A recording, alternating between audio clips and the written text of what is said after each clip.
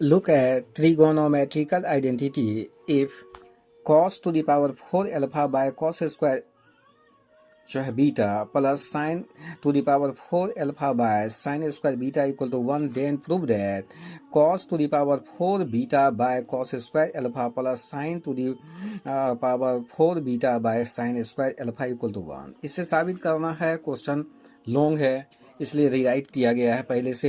यहाँ पर जो है कि गिवन को लिख देते हैं, उसके बाद जो है इस टर्म में ध्यान देते हैं। यहाँ पर इस टर्म को गिवन लिख देते हैं और इस टर्म के बाद 1 के स्थान पर sign square alpha plus cos square alpha रखते हैं। और ये जो है कॉस को कॉस के पास रखते हैं, cos to the power 4 alpha by cos square beta minus cos square alpha equal to यहाँ साइन स्क्वायर अल्फा था, इस टर्म को इधर ले गए, minus sine to the power 4 alpha by sine square beta.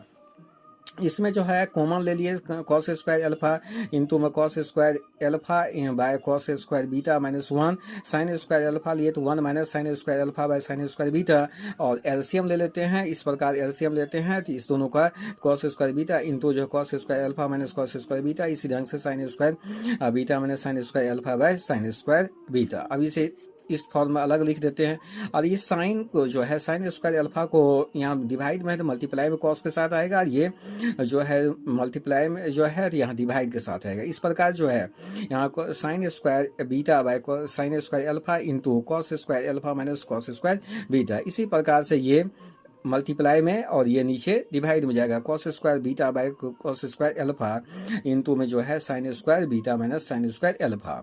अब इस दोनों टर्म को बदल देते हैं, 1 माइनस जो है लिख देंगे इसके स्थान पर साइन स्क्वायर अल्फा माइनस, और यहाँ पर 1 प्लस साइन स्क्वायर जो है बीटा होगा।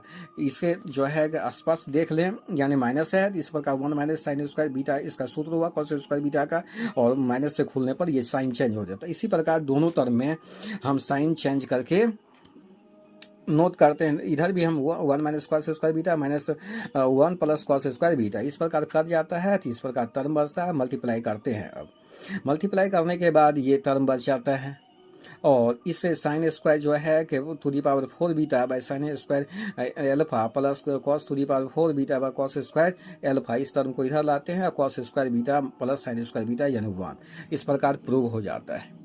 यानी इसमें जो है टर्म को जो है मल्टीप्लाई किया गया है, और इस मल्टीप्लाई में जो करते हैं तो इसको पावर 4 हो गया और यह बाय में रहा। यहाँ पर जो है ये कट जाता है इसमें और ये रह जाता है। इसी तरह से दोनों तरीका, और नीचे जो है सॉल्यूशन को स्पष्ट किया गया है, एक बार देख लें सरसरी निगाह से। Thanks for watch.